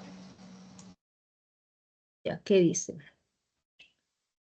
Ya, ¿cuál es tu duda aquí, Ana, en la pregunta 3? ¿Que tendría que saber alguna fórmula o de ahí no lo deduzco? El poder calorífico representa la característica más importante de la selección y utilización de un combustible. La antracita, la antracita es un carbono, ¿no? Es un tipo de carbón que tiene mayor poder calorífico que el lignito.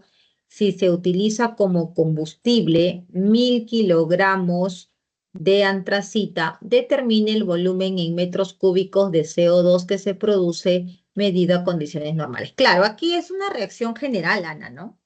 Que es la reacción de combustión. Entonces sí necesitas colocar tu reacción, ¿no? Ya sabemos que toda reacción de combustión se caracteriza porque va a reaccionar con oxígeno, dióxido de carbono más agua, ¿no? Y vamos a considerar combustiones completas, a no Eso ser le que iba, en el ejercicio te diga combustión incompleta, ¿no? Dime, Ana. eso le iba a preguntar si consideraba combustión completa. Sí, ¿no? Claro, claro. Siempre vamos a considerar completa, como les digo, a no ser que digan combustión incompleta, ¿no? Profesora, Sí, dime, Nikki. cuando es monóxido es incompleta, ¿verdad? Así es, cuando es monóxido de carbono es incompleto. ¿Ya?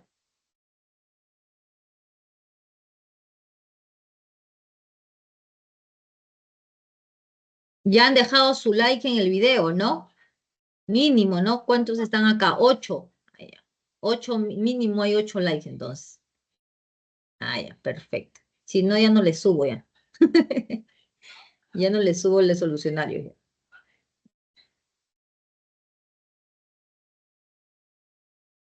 Miss, buenas Dime. tardes. Hola, Mm, Flavia, ¿cómo estás? Buenas Le tardes. dejé Ah, una ya, tienes pregunta. pregunta, ¿no? Ah, ya. Sí. Tienes, recién lo estoy viendo. A ver, dice.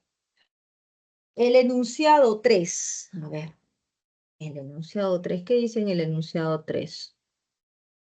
Las bebidas gaseosas es un típico ejemplo de soluciones homogéneas. Sí, chicos. Mm, sí, es homogénea, Flavia, pero ahí no sé por qué han puesto heterogénea. Lo que pasa es que pienso que han pensado así. Cuando uno destapa la gaseosa, sientes esas burbujitas, ¿no? Ese tss. Entonces, eh, entonces me imagino que por esa razón piensan que como hay sistema gaseoso y sistema líquido es heterogénea, pero en realidad no, porque cuando uno envasa la gaseosa, ¿no? Esos gases están disueltas en la solución y ese gas está envasado a una cierta condición, ¿no? Entonces, cuando uno abre a las condiciones ambientales, ¿no? Ya hay moléculas gaseosas que pierden su solubilidad, porque ustedes saben que los gases, cuando aumenta la temperatura, su solubilidad disminuye, ¿verdad? Entonces, por lo tanto, son esas moléculas gaseosas que al momento de destapar la gaseosa salen, ¿no? Y entonces, por eso, pues, habrán pensado que no, tiene gas y tiene líquido, pero no, no, por el amor del Señor Dios. La gaseosa es una mezcla homogénea, chicos. La gaseosa es una mezcla homogénea. Sí, mi ley, ya tenemos 1.1K, nos vamos para el 1.2K. Y les tengo pendiente su clase en vivo. Estuve bien, bien atareada, chicos, estuve bien, bien atareada esta semana, por eso es que estuve demorando también, porque yo también tengo que hacer aquí trabajos, ustedes saben, en laboratorio, experimentos, tengo que entregar informes, relatorios. Este, entonces he estado full, full, pero ya esta semana he entregado mis informes, mis resultados, así que ya podríamos de repente para el... Ah, no, pero esta semana sí, podría ser el domingo, aunque no, chicos, mejor el domingo no, porque... No, no, mejor el próxima semana podemos definir. Porque esta semana es fiestas patrias, pues, ¿no? Entonces aquí, como ustedes saben que estoy lejos de mi Perú, eh, vamos a realizar un evento que le llamamos Misturita. Le llamamos Misturita y entonces cada uno va a cocinar un plato peruano, ¿no? Y vamos a llevar para compartir. Entonces, entre todos los peruanos que estamos aquí, ¿no? A ver, Flavia, vamos a ver. Entonces, ese evento va a ser el día sábado, entonces vamos a disfrutar como se debe, ¿no? A bailar hasta que nos duelan los pies. Entonces, el domingo fácil que no me levante. A ver, dice. No bebo, no bebo, no fumo, no bebo. Yo bailo. O sea, no necesita alcohol mis venas para bailar. No, no me gusta beber porque la resaca es lo peor que puede existir. Ya.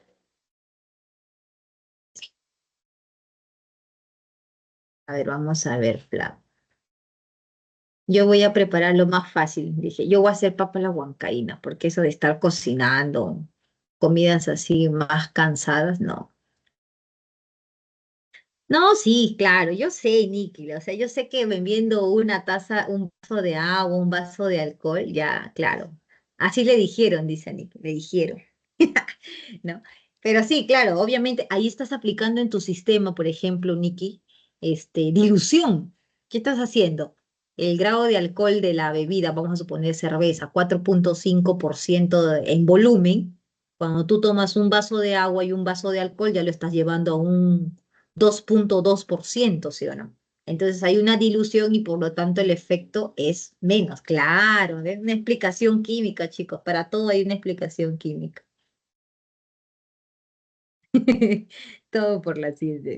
Solo para que experimente, ¿no? Para corroborar si de verdad funciona la dilución, ¿no? Así es.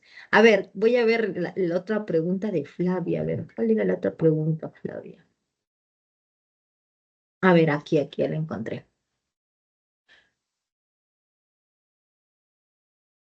Vamos a colocar. Entonces, así es, chicos, que vamos a tener el sábado.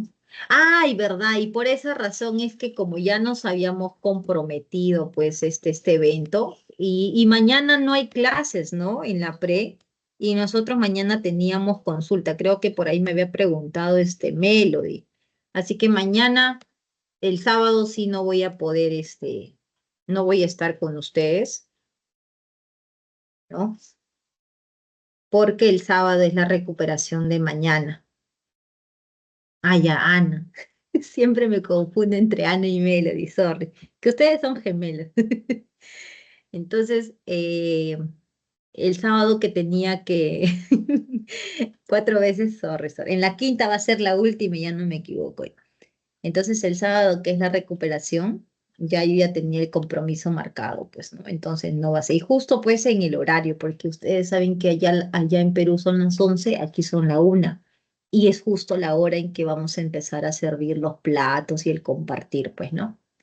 Entonces, el día sábado ahí ya solicité un reemplazo. Espero que les manden un buen profesor. A ver, vamos a ver entonces aquí.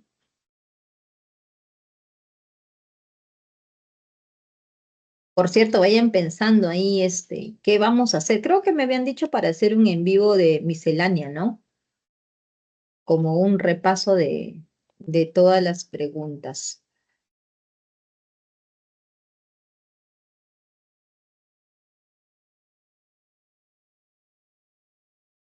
El detalle es, ¿qué preguntas hacemos? Buscaré una pregunta del primer tema, así para que se recuerden las fórmulas. Ay, para que se recuerden las fórmulas, ¿no? Las fijas para el cuarto examen. Puede ser. ¿Cuándo es el cuarto examen? A ver, de una vez para organizarnos. ¿Cuándo es el cuarto examen? Para estar con el tiempo. A ver, ¿cuándo es el cuarto examen?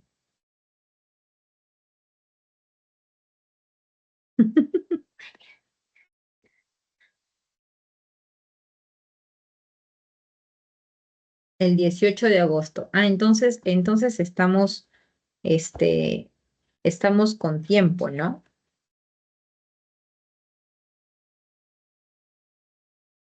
Estamos con tiempo de poder,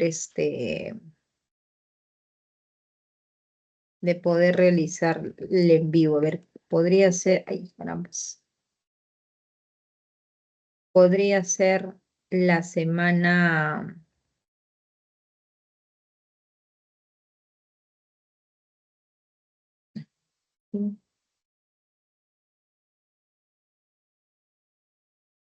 18 de agosto. Agosto, tenemos 1, 2, 3 semanas. Podríamos hacer el día 4 de agosto, podemos hacer el en vivo. ¿Qué les parece? Podría ser, ¿no? O sea, de esta semana a la otra. Puede ser el 4 de agosto.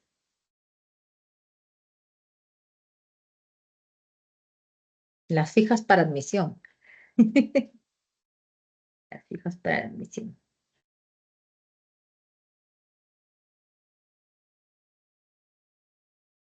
A ver.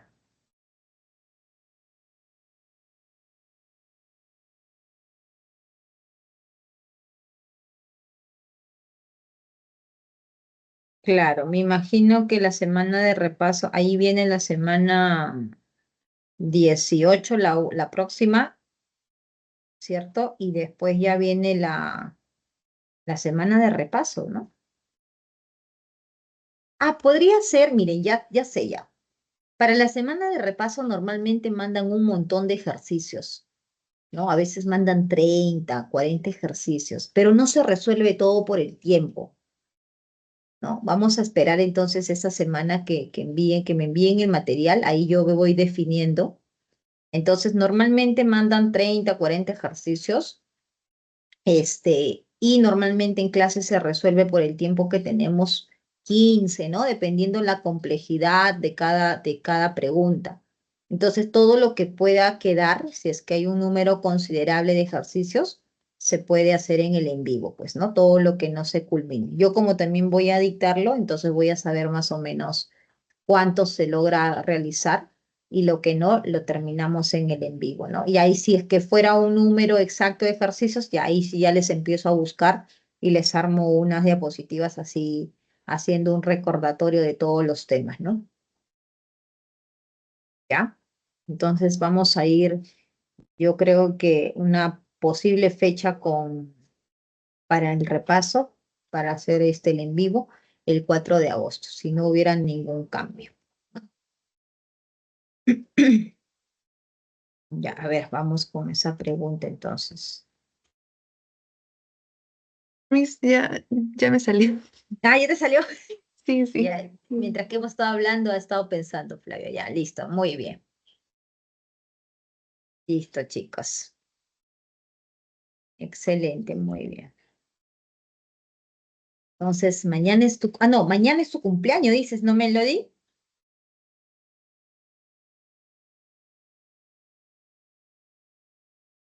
Miss mío, no, es de ¿De Ana. quién es? Ah, de Ana.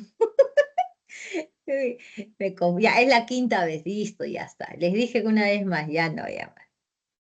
Ah, la de Ana, su cumpleaños. Listo, la quinta, ya está. Quinta. ¿Qué vas a hacer, Ana? A ver, manda la invitación aquí a todos tus compañeros. ¿A dónde tienen que llegar? Domicilio, dirección, por favor, regalos, todos con sus regalos. Todos con sus regalos. 22 de julio. ¿Qué signo eres, Ana? ¿Leo? ¿Qué Sí, Miss. parte? Ah, Leo. Yo soy de agosto. O sea, mi cumpleaños viene el siguiente mes, el siguiente mes. Así que ¿qué día cae, verdad? Para que les diga que me canten mi Happy Verde. Mi cumpleaños cae, mira, justo cae el lunes. Así que por favor, ese día van a entonar ahí, van a cantarme Happy Verde, ¿ya? Una torta virtual. Lo va a decir, Ivanovich, ¿puedes cantar a la chica su cumpleaños? Por favor, cántalo. Ya pone una musiquita de YouTube entonces. No quiere cantar, ¿ves? No quiere cantar. Mi torta virtual. Mi torta virtual. Mi cumpleaños es el 26 de agosto.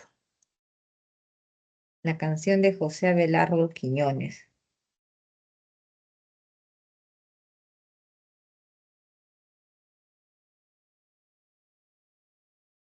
¿Cuál es la canción de José Abelardo Quiñones? La canción de Héroes del Cenepa, eso sí se la saben, me imagino, ¿no? Esa canción que era, ¿qué es? ¿Cuándo? Ah, ¿verdad, no? La pre cuando ya no van a cantar. No, entonces me conecto ahí en el YouTube. Voy a hacer el en vivo el 26 de agosto, entonces. ¿Verdad, chicos, no? ¿Cuándo termina la pre? Solo 3 semanas nos faltan, ¿no? 1, 2, 3. Justo una semana antes se acaba la pre. Ya, entonces igual ahí me mandan saludos por mi cumpleaños en mi canal. Se acaba la pre. Le van a cantar mi Happy Birthday. No, en mi cumpleaños. Sí.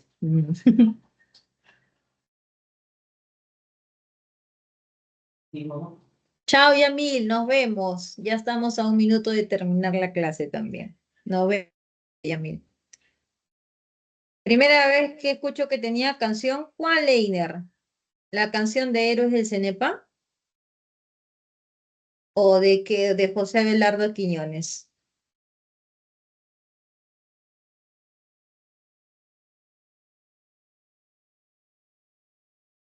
De Héroes del Cenepa es esa canción que toca en los desfiles de Victoria. Victoria, victoria de los guerreros de nuestra nación, ¿no? Esa canción que cuando empieza a cantar en los desfiles, wow, se emociona uno, ¿no? Hace recordar el colegio, así. Eso era el himno de mi colegio. Mi colegio se llamaba, o se llama, Héroes del Cenepa. Y uno ponían eso en los desfiles. Ahí está. Ahí está mi DJ, mi DJ.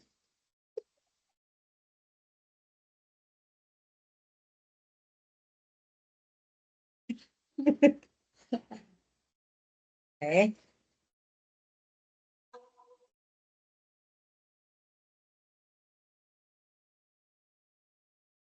No, esa canción. Uno escucha y el corazón se llena de sentimiento. Uy, Ana, ¿cómo es posible que nunca has hecho un desfile? Aquellos tiempos cuando era desfile, había esos concursos, ¿no? Donde tenías que dar todo ahí, semana tras semana ensayando en los colegios. ¿Ves? ¿No? Ana y Melody, lo mismo, tampoco, ¿eh? No han terminado, no han terminado, no han desfilado. ¿Cómo es posible?